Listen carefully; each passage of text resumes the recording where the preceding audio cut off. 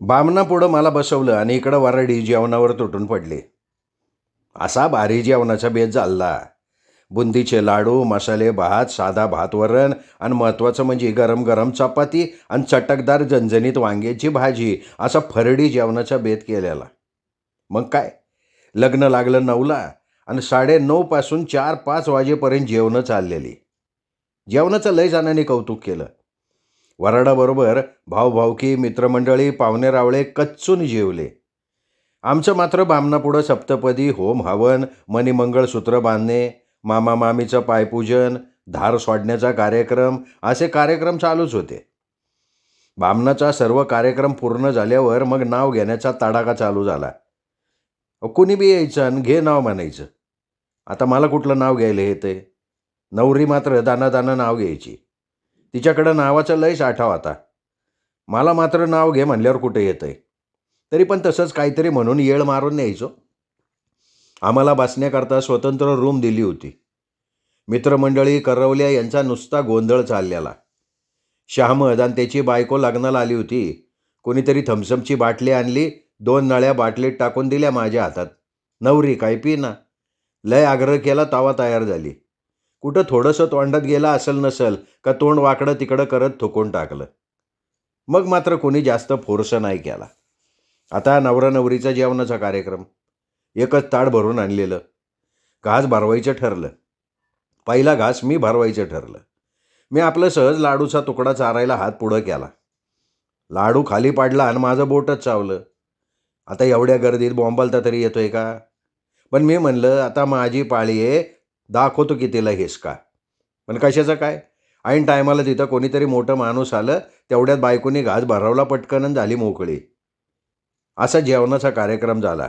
मग काय, पाहुणं रावळं भेटायला यायची, मित्रमंडळी यायची. बघता बघता 2-2:30 वाजून गेल्या. आता वराडी ट्रक जायला निघाला. नवरीला निरोप द्यायला नवरीकडची माणसं यायला लागली. मग एक एक जण भेटून सांगून जायचा. नवरीच्या घरच्यांच्या डोळ्यात पाणी आलेलं, पण नवरी काय रडत नव्हती. ती आपली निवांत गप्पा मारत बोलत होती. तिच्यात काय फरक जाणवत नव्हता. आवराआवर करून ट्रकमध्ये माणसं बसली. आमची आई, दादा, भाऊ, वहिनी, बहिणी सर्वजण तिथं होते. निरोप समारंभ झाला आणि वराडाचा ट्रक मार्गी लागला. निम्म अर्ध वराड गेल्यानं कार्यालयातली गर्दी कमी झाली. आई दादाची गडबड चालली होती. कोणाचा आहेर दिला घेतला यातलं मला काहीच माहीत नव्हतं. वराडाचा ट्रक गेला. इतरही पाहुणे रावळे, बाहेरगावची मित्रमंडळी गेली. आता फक्त घरातली माणसं आणि तिथली नातलग मित्रमंडळी होती. 4-4:30ला आवराआवरी चालली. माझं सगळं आवरलेलं होतं. तशी एक रिक्षा करून आम्ही नवरा बायको आणि 2 करवल्या सकट घराकडं आलो. दारात रिक्षा उभं करून गल्लीतनं चालत घरी गेलो. आजूबाजूची लोक कुतूहलानं बघायची. एकमेकीला सांगायची, बघ ग, चिंगा अक्काची धाकटी सून किती भारी दिसती. थोरली काळी सावळी आहे, पण धाकटी मात्र मस्त गोरी गोमटी, नाकी डोळी तरतरीत आहे. त्यामुळं चिंगा अक्का एवढी खुशीत होती. ही अशी चर्चा कानावर येत होती. तशी दुसरी पण चर्चा कानावर यायची, ती म्हणजे मस्त दिसायला गोरी गोमटी आहे, पण गुण कुठं माहिती आहेत. थोरलीनं थोडं थेर केलं का? घरातली नात्यातली असून सुद्धा कधी चिंगा अक्काला सुख नाही मिळू दिलं. कायम धुसफूस किरकिर आहेच तिची. आता ही काय करते राम जाणं, कळेल की 4 दिवसात. तसं तर लक्ष्यासारखा भारतीय नेबळट नाही म्हणा. काटक आणि रागीट स्वभावाचा आहे म्हणा. लक्ष्यासारखा गुळूगुळू करणाऱ्यातल्या नाही हा. पण कुणाचं काही सांगता नाही येत. थोरल्या भाऊजाईनी गुण उधळल्यामुळं अगोदरच घरातलं वातावरण होतं गढूळ. आधीच दूध पोळल्यामुळं ताक फुंकून प्यायला लागायचं. मनातल्या मनात मी तर ठरवलं होतं. आलो घरी. दारातनं सुभाबाईंनी भाकर तुकडा वावाळून टाकला. शहराचं माप तांदूळ भरून उमऱ्यात ठेवलं. त्याला लाथाडून गृहप्रवेश केला. दारातून आत आल्यावर समोरच सतरंजी टाकले, तिथं दोघांना बसवलं. मग समाचाराला एक एक जण यायचं, बघायचं, काहीतरी बोलायचं. शेजारणींनी गर्दीच केली. कोणी म्हणायचं नाव घ्या, कोणी काय बोलायचं, चेष्टा मस्करी चालली होती हो. नवरी घाबरलेली, बावरलेली. त्यात पाठ राखीन त्यांच्याकडचं कोणीच न राहता शोभाबाई सख्खीच चुलती तिला ठेवली होती. ती धावपळीत. आमच्याजवळ बसायला कुठला आला येळ. त्यामुळं नवी नवरीची झाली पंचायत. तसं तिच्या आणि माझ्यामधला दुवा सविता होती. आम्ही बसल्यावर 10 मिनिटात चहाचा कप आला. चहा पाणी झालं तवर तिकडं कार्यालयातनं एक एक सामान, चीजवस्तू आणायची गडबड चालली. सुनीताचा नवरा, सुभाचा नवरा, कांदेरीचा भारत शेटे, आमचा भाऊ तात्या कोताळकर, गल्लीतला बाजी टांगेवाला, त्याच्या टांगेसकट मदतीला होताच की. कार्यालयातलं सामान, जड वस्तू आणायला गल्लीतल्या चव्हाणाच्या विजेचा छाकडा ठरवला होता. किरकोळ सामान सायकलवर टांग्यात आणलं. या सगळ्या गडबडीत दिवा लागणीचा टाईम झालेला. आणले आईनी गल्लीतल्या आयाबायांना गोळा केलं, आता गोपा खेळवायचा म्हणून. कारण तसं तर हा कार्यक्रम दुसऱ्या दिवशी सकाळी असतो, पण एक अडचण आलेली. त्याचं काय झालं, मी पुण्यात असताना बँकेच्या परीक्षेचा फॉर्म भरला होता आणि बँकेची परीक्षा लग्नाच्या दुसऱ्याच दिवशी म्हणजे रविवारी 19 जून 1994ला सकाळी 9 वाजता साधना विद्यालय हडपसरमध्ये होती. त्यामुळे शनिवारी रात्री 1च्या विजापूर पुणे गाडीनं पुण्याला जायला लागणार होतं. म्हणून गोपा खेळवायचा कार्यक्रम शनिवारी रात्रीच करायचं ठरलं. आमच्या गल्लीत शेजारपाजारात आईला लय डिमांड.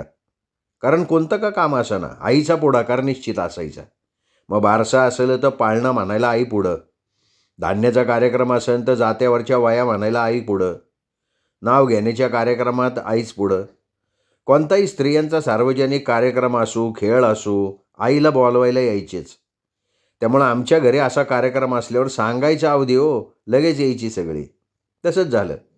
संध्याकाळी 8 वाजता गोपाचा कार्यक्रम ठरला. सांगूस्तवर 5-25 शेजारणी जमा झाल्या. तासभर चाललं सगळं. मग त्यानंतर आवरावरी करून जेवणाखाण्याची तयारी. जेवण उरकता उरकता 11 वाजले. मला तर रात्री 12:30च्या एसटीने जायचं म्हणल्यावर आईने माझ्या बहिणींना मळी काढायला आंघोळीला तयार केलं, पाणी तापवलं, आंघोळवर राखली. चहा पाणी करून एसटी स्टँड गाठलं. बायकोला मस्त राग आला होता. केलं दुर्लक्ष. रात्री 12:45ला एसटी मिळाली. नशीब एसटीत जागा मिळाली. मग काय झोपलो एसटी तर पहाटे 5:30लाच हडपसरला कंडक्टरने उठवलं. तिथं उतरलो. बसस्टॉपवर बसची वाट बघत थांबलो. फुरसुंगीला पहिली बस सकाळी 6ला, त्यामुळं अर्धा तास तिष्ठत बसायला लागलं. बस आल्यावर आलो. फुरसुंगीला घरी गेलो, फ्रेश झालो, तासभर टाईमपास केला. आजूबाजूची शेजारपाजारची गोळा झाली. मग कसं झालं लग्न, बायको कशी आहे, कधी इकडं आणणार, काय चौकशीला काय अंता असतो एक काय. मग याच्याकडं त्याच्याकडं चहापाणी करण्यात 7:30 वाजून गेले. मग पटपट आवरावर केली, लागणारी कागदपत्र बरोबर घेतली, आलो बस स्टॉपवर. 8:15ला मिळाली बस. हडपसरला आलो. तिथनं पायी पायी साधना हायस्कूल गाठलं. तवर 8:45 वाजले. बैठक व्यवस्था, नंबर शोधून जागेवर बसता बसता बरोबर वेळ झाली. चांगला मन लावून पेपर लिहिला. मनाला बरं वाटलं. कुठंतरी आशा लागून राहिली. 12 वाजता पेपर सुटला. हडपसर गाडी तळावर आलो. अगरवालच्या हॉटेलात मस्त चहा पिलो. म्हणलं आता चला पंढरपूरला. तर समोर निजाम भेटला. दोघंजणं थोडं बोललो. बोलता बोलता कळलं निजाम सांगोल्याला जाणार आहे. चाललाय त्याच्या कंपनीच्या कामाकरता. पण मला म्हणला कुठं एकटा फलटण मार्गे जातो, चल सातारा मार्गे जाऊ. मला पण बायकोच्या आठवणीमुळं बोर झालतं. म्हणलं चला सांगोलापर्यंत गप्पा मारत मारत जाता येईन. ठरवलं एक आणि झालं भलतंच. त्याला सातारा, सांगली, मिरज या गावांना भेटी देत देत मिरजेवरनं सांगोल्याला यायला रात्री 8 वाजले. लय वैतागलो मनातल्या मनात, पण करणार काय. शेवटी पंढरपूरला पोचता करता रात्रीचे जवळजवळ 10 वाजले असतील. बायकोची तर रुसून गाल टमाट्यागत फुगून लाल झालते. तिला माझा इतका राग आलता, पण मी तर काय करणार. एसटी भाड्याचे 4 पैसे वाचवायला गेलो म्हणून हा घोटाळा झाला. मी मनात विचार केलेला, एसटीचे 100-1 वाचले तर दुसऱ्या दिवशी फिरायला जाताना तेवढेच खर्चाला वात्यान. पण करायला गेलो एक, झाली दुसरंच अशी गत. काढली कशी तरी समजून. थोडा वेळ रुसली, पण हळूच गालात हसली. दुसऱ्या दिवशी सोमवार. सकाळी उठता करता 9:30-10 वाजले. आईने नवीनच विचार काढला. म्हणली शनिवारी रात्री नीट मळी काढली नाही म्हणून हाय वेळ, सगळी मोकळीच येतं, काढा दोघांची मळी, घाला दोघांना आंघोळ.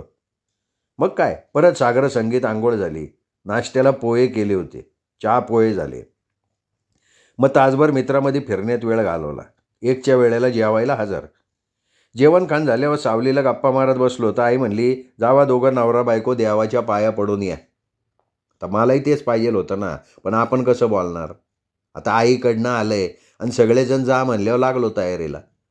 तासभर तर बायकोचं ओरकायला लागलं. असा राग आलता ना, 4 माणसात काय बोलायचं म्हणून ग बसलो. आता नवीन नवरा बायकोला देवाला कुठली जायला. त्यात घोळ सुबानं काढला. म्हणली एकटे कुठे जाता, आमच्या राणीला न्या. मग राणीला घेणं आलं. 3 वाजून गेलेल्या. घरनं मधल्या रस्त्यानं आरून टॉकीज गाठलं. बाल्कनीची 2 तिकटी घेतली. प्रेमरोग सिनेमा लागला होता. राणी वरडायला नको म्हणून सुभाष डोंगरेच्या हातगाडीवरनं पावशेर भाजलेल्या भुईमुगाच्या शेंगा घेतल्या. अख्खा सिनेमा एक एक शेंगा द्यायची तिला. 2-3 वर्षाची असेल तेव्हा. राणी नादवायचीच तशी. आता अरुण टॉकीजचा हा प्रेमरोग पिक्चर सुटला 6ला. मग गेलो स्टेशन रोडला फिरायला. हिंडून फिरून आलो घरी. मला वाटलं घरच्यांना कुठलं काय कळायला, म्हणून याड्याचं सोंग घेऊन घरच्याला म्हणलं, लय गर्दी देवळात, कटाळा आला उभं राहून. आमच्यानंतर फिरत फिरत दादा थिएटरकडं आला होता आणि सुभाषचा जोडीदार. आता मला सांगा, बिन सांगता राहीन का? दादा म्हणे, उभा राहून कटाळा आला का प्रेमरोग बघून बसून बसून कटाळा आला? आम्ही दोघं काय लाजलोय म्हणतात. दुसऱ्या दिवशी मंगळवार. 5 पावली जागरण गोंधळ करायचं ठरलेलं. भक्ती मार्गावर माझा एक जिवलग मित्र राहायचा. माझ्या पडत्या काळात गरिबीत त्यांनी मला मोलाची साथ दिलेली. शशिकांत मोतीराम छत्रे त्याचं नाव. संत पेठेत राहायचा. एका वर्गात शिकायचो. आमच्या ग्रुपमध्ये कुलकर्णी, थोरात, सुपेकर, छत्रे आणि मी 5 जणं असायचो. 3-4 वर्ष आम्ही एकत्रच होतो. ते छत्रेला वडील नव्हते. आई, मोठा भाऊ, भाऊजाई आणि एक बहीण जी माहेरीच राहायची. त्यांचा घरगुती उदबत्ती बनवायचा व्यवसाय जोरात चालायचा. गाडामाच्या दुकानातून कच्चा माल आणायचा, घरी उदबत्ती बनवायची, पॅकिंग करून बाजार, पंढरपूर यात्रा अशा ठिकाणी विकायची. आम्हाला पैसा मिळायचा, त्यामुळं घरगुती बरं होतं. त्या मित्राच्या घरी नित्यनियमानं जाणं येणं होतं. उठणं बसणं तिथं असल्यामुळं तिथंच एका वाघ्या मुरळीच्या ताफ्यातल्या मुख्य वाघ्याशी मैत्री झाली होती. त्याचा फायदा असा झाला, आमच्या कार्यक्रमाला कमी पैशात घरची वाघ्या मुरळी मिळाली. लग्नातले लाडू शिल्लक होते. थोडं भात, आमटी, चपाती केली. सत्यनारायण पूजेला थोडा शिरा बनवला का पूजेचा खर्च बजेटमध्ये भागणार होता. सत्यनारायण पूजेला मी आणि पत्नी स्वाती दोघं बसलो पूजेला. सासू सासरे आलेले, 3 बहिणी मेवणे आले होते. व्यवस्थित सत्यनारायण पूजा झाली. त्याच रात्री जागरण गोंधळ झाला. सगळं व्यवस्थित झालं आणि दुसऱ्या दिवशी नवरी गावाला जाणार. त्यांच्याबरोबर सुभाबाई पण जाणार होती. नाही म्हणलं तरी 2 दिवसाचा सहवास. मग स्वाती गावाला जाणार म्हणून कसं तरी वाटायचं. सांगणार कोणाला? त्यातच स्वातीचं आणि माझं मन जुळलेलं. त्याला कारण तसंच होतं. मी आणि स्वाती सोमवारी फिरायला गेल्यानंतर मी स्वातीला मला पत्नीकडनं काय काय अपेक्षा आहेत त्यावर बोललो होतो. मी म्हणलो, स्वाती, आयुष्यात फार गरिबीतून आलेलो आहे मी. आजकाल जरा बारा थिरावलो आहे. मला माहिती आहे या दुनियेच्या मानाने मी काय नाही, म्हणूनच पत्नी म्हणून तुझी निवड केली. आता होईल तेवढं जास्तीत जास्त सुख तुला द्यायचा माझा प्रयत्न राहील. पण काय अटीव? सगळ्यात आधी तू इतर कोणाची बरोबरी करायला जायचं नाही. जे आपलं आहे तेवढ्यात समाधानी राहायचं. इतरांशी न बोलणं बरं. कोणाशी चेष्टामस्करी करायची नाही. आई दादाने काय बोललं, मारलं तरी वाईट वाटून घ्यायचं नाही. मला विचारल्याशिवाय उंबऱ्याच्या बाहेर जाणे नाही. तुला काय अपेक्षित आहे ते मला सांगायचं. तुझ्या इच्छा, मनोकामना मला सांगायच्या. तुझ्या भावनांचा आदर करणं हे माझं काम आहे. तुला काय पाहिजे ते फक्त मला मागायचं. माझ्या फाटक्या संसारात थोडंफार कमी जास्त झालं तर मनात राग धरायचा नाही. माझ्याशिवाय कोणाकडून कोणतीही गोष्ट मला विचारल्याशिवाय घ्यायची नाही. जीवनात अनेक सुखदुःखाचे क्षण येतील, ते दोघांनी समान भोगायचे. आज माझ्या जीवनात तुझ्या सुवर्ण पावलाने तू प्रवेश केलाय खरा, पण किती संकट आली तरी जिवंतपणी माझ्यापासून दूर जायचं नाही. आजच्या पूर्वी माझ्या जीवनात कोण आलं, कोण गेलं हे सगळं मी तुला सांगणार आहेच. पण इथून पुढच्या आयुष्यात आपण दोघं एकमेकांचं मित्र बनून राहायचे. विनाकारण दुसऱ्याच्या दारात जाणं, कोणी आपल्या घरात येणं, माहेरच्यांशी जास्त सलगीनं बोलणं, दूरच्या नातलगाचं येणं जाणं, या सगळ्या गोष्टीवर स्वतःच बंधनं घालायची. घरात वागताना मोठ्या माणसांना मान दिला पाहिजे. मी जिवंत असताना तुला त्रास देण्याची कोण हिंमत दावणार नाही, म्हणून तू सुद्धा कोणाला उलट सुलट बोलणं, डोळे मोठे करणं, आमरीतुमरीवर येणं, पुर्रंगटून बसणं या गोष्टी टाळाव्या. आयुष्यात अनेक मोहाचे क्षण येतील, तिथं स्वतःला आवराव. तू फक्त इतकं स्वतःला सांभाळ, मग बघ संसारात काय सुख असतं ना ते तुला दाखवतो. माझा स्वभाव रागीट आहे, कोपिष्ट आहे, मला इथे मान्य आहे. मी सुद्धा स्वतःच्या मनावर नियंत्रण ठेवणार आहे. जसं मी तुला सांगितलं तसं तुझ्या काही इच्छा असतील तर त्या मला सांग. त्याच्यावर स्वाती एवढंच म्हणली, माझ्या जीवनात तुमच्यासारखा हुशार, कर्तृत्ववान, निर्व्यसनी पती मिळाला यातच मी अर्धी लढाई जिंकली. तुमच्या आयुष्यात पूर्वी काय झालं याचं मला देणं घेणं नाही आणि इथून पुढं मी तुम्हाला इतकं सुख देईन की जुन्या आठवणीच येणार नाहीत. दुसऱ्याची बरोबरी करणं माझ्या तत्वात बसत नाही. तुम्ही फाटका संसार मानता. जगात अनेक लोकांना हात, पाय, कान, डोळे नसताना ते संसार करतात आणि मला तर तुमच्या डोळ्यात कर्तृत्वाचा हुरूप दिसतोय. तुम्ही जे मला अपेक्षा व्यक्त केल्या त्याचा मी पुरेपूर आदरपूर्वक सन्मान करीन. इतरांशी बोलणं मला स्वतःलाच नाही आवडत. आई दादांच्यात मी अक्का काकांना बघितलं आहे. त्यामुळे त्यांनी काही बोललं तरी मला काहीच वाटणार नाही. तुम्ही फक्त माझ्यावर पूर्ण विश्वास ठेवा. तसंच माझं काही चुकलं तर वेळच्या वेळी सांगा. तसं पाहिलं तर मी अजून लहान आहे. सुरुवातीला माझ्याकडनं काही चुका होऊ शकतात. आई वडिलापासून पहिल्यांदा दूर राहते, त्यामुळं जरा बावरल्यासारखं, घाबरल्यासारखं होणं स्वाभाविक आहे. होता होईल तेवढं मी तुमच्या सगळ्या अपेक्षा पूर्ण करण्याचा प्रयत्न करेल. तुमच्याकडून मी फक्त 2 गोष्टीची अपेक्षा करते. पहिली, गरिबीमुळं आमच्या घरून तुम्हाला जेवढा हवा तेवढा मान मिळाला नाही आणि दुसरं, मला विश्वासानं वागवा. चुकलं तर माफ करा. अशा आमच्या नवरा बायकोच्या गप्पा गोष्टी स्टेशन रोडच्या पद्मावती तळ्याजवळच्या बागेत झालेल्या. त्यामुळे स्वाती गावी निघाली आणि मला कसं तरी वाटायला लागलं. स्वातीला गावाला पाठवायचं म्हणून आईने पहाटे लवकर उठून 25-30 पोळ्या शिदोरी म्हणून करून दिल्या. अशी सगळी तयारी करून 10-11च्या दरम्यान स्वातीला सोडवायला स्टँडपर्यंत गेलो. तिच्या पण चेहऱ्यावर तेच भाव होते जे माझ्या चेहऱ्यावर होते. बुधवारी सकाळी स्वाती माहेरी गेली आणि गुरुवारच्या कामाच्या काळजीनं बुधवारी रात्रीच्या एसटीनं मी पुण्याला आलो. नेहमीच्या रुटीनप्रमाणे कामाला लागलो. आता मन लावून दुकानात काम करणं भाग होतं. एक तर दुकान टाकल्यामुळे काढलेलं कर्ज अजून फिटलं नव्हतं, तोवरच लग्नाचं 20,000 कर्ज झालं होतं. त्यामुळे कामात कुचराई करणं जमणार नव्हतं. त्यामुळे सगळ्या गोष्टी बाजूला करून दुकानदारीवर लक्ष केंद्रित करायचं ठरवलं. बुधवारी स्वाती माहेरी गेली, ती मंगळवारी येणार असं समजल्यामुळे आई, दादा, सविता शनिवारीच फुरसुंगीला आली. त्यांनी नवरी फुरसुंगीला आणून घालवा असं सांगितलं. तसंच आम्हाला अजून आमचं कुलदैवत यांच्या पायावर नवरा नवरीला घालायचं आहे असंही सांगितलेलं.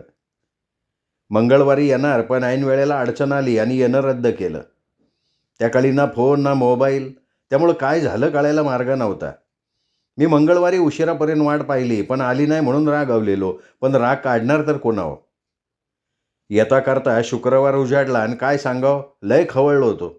मला काय माहिती काय घडलंय ते. आई दादाकडं सासरेबुवानं साखरपान हातावर दिलं तेव्हा आई दादाला उशिरा येण्याचं कारण कळलं, पण मला कोण सांगते.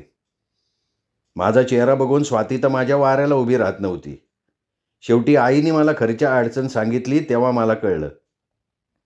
माझं लग्न झालं आणि आम्ही वाड्यातच एक रूम मोकळी होती तीच भाड्यानं घेतलेली, कारण आई दादा, सविता, स्वाती आणि मी सिंगल रूम कशी पुरणार. त्यामुळे ही सोय. त्यात पाहुणा रावळा आला तर स्त्रियांची लय कुचंबना व्हायची, म्हणूनच दुसरी रूम घेतली.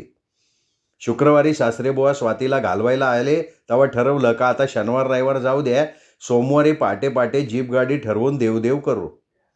त्यातच भावाचं पण लग्नानंतर देव करायचं राहून गेलेलं आणि म्हणूनच एखादी जीप गाडी भाड्यानं ठरवूया आणि सगळे देव मोकळ्या मनानं करू, म्हणजे मनावरचं ओझं हलकं होईल. शनिवारी सासरे गावी गेले. शनिवार रविवार दुकानात कामाला गेला. तेवढ्या वेळात अशोक जंगलेची जीप भाडोत्री ठरवली. त्याला सोमवारी पहाटे 4-4:30ला जाऊयात असं ठरवलं. भाडं ठरवलं. होता जवळचा मित्र, कारण दुकान बसस्टॉपला असल्यामुळं सतत दुकानात उडबस असायची, त्यामुळे जुजबी ठरवलं. शनिवारी रात्री घरी आई दादासह बसलो. गप्पा मारता मारता कसं जायचं, काय काय न्यायचं याच्यावर चर्चा केली आणि ठरवलं. रविवारी रात्री भले जागरण झालं तरी चालेल, रात्रीच 25 चपात्या, हरभऱ्याच्या डाळीचा डाळ कांदा, थोडे लाडू, चिवडा, देवीला पीठ मीठ मिरच्या हळदी कुंकासकट ओटीचं सगळं सामान बरोबर घ्यायचं. सोमवारी पहाटे पहाटे काळूबाईचं दर्शन घ्यायचं, वाईच्या गणपतीचं दर्शन घ्यायचं आणि वाईतून तसंच सुरूर फाट्यावर येऊन सातारा मार्गे रहमतपूरवरनं औंधच्या यमाई देवीचं दर्शन घ्यायचं. तिथं जेवण करून कराडवरनं पाचवड फाट्यावरनं गिरजावड्याच्या ज्योतिबाला जायचं. तिथं दर्शन घेऊन बत्ती शिराळा, मलंगपेठ मार्गे पन्हाळा, वाडी, रत्नागिरी करून कोल्हापूरच्या अंबाबाईचं दर्शन घ्यावं आणि थेट पुण्याला यावं. असा मोठा प्रवासाचा टप्पा ठरवला होता. पण ऐनवेळी घडलं काय, तर रात्री सगळं ओरखता करता 2-2:30 वाजले आणि जीप दारात आली तरी आम्ही गाढ झोपलेलो. मग काय तिथून उठून अंघोळ पाणी, चहा पाणी ओरखता करता 6 वाजून गेल्या. त्यामुळं काळूबाई वाईचा गणपती कॅन्सल करायला लागला आणि इथून 7 वाजता जे निघालो ते 11च्या दरम्यान औंध गाठलं. मोकळ्या अंगानं दर्शन व्यवस्थित झालं. जाताना पुढं अशोक जंगले ड्रायव्हर, शेजारी दादा, पाठीमागे एका बाजूला स्वाती, मी, सविता, आई, तर दुसऱ्या बाजूला भाऊ वहिनी त्यांची लहान मुलं बसली होती. औंधच्या आईचं दर्शन झाल्यावर तिथंच ओरीत पारड्या भरून झाल्यावर मस्त डाळ कांदा चपाती मस्त जेवणावर ताव मारला आणि मग औंध गावातल्या देवीचं दर्शन घेऊन पुसे सावळी मार्गे कराड गाठलं. तवा 1 वाजला होता. दुपारचं जेवण आणि गार पाणी पिलो, त्यामुळं डोळ्यावर झापड आली. म्हणून चहा पाणी केलं. पाचवड मार्गे गिरजावड्याच्या ज्योतिबाला गेलो. आदिवासी खेड. देवाचं दर्शन घेतलं. तसं शिराळा, मलंगपेठ, वाडी रत्नागिरीचा ज्योतिबा यमाई करून कोल्हापूरच्या महालक्ष्मीचं दर्शन घेतलं. प्रथमच 16 खांबी सभामंडप बघत होतो. मन भरून दर्शन घेतलं.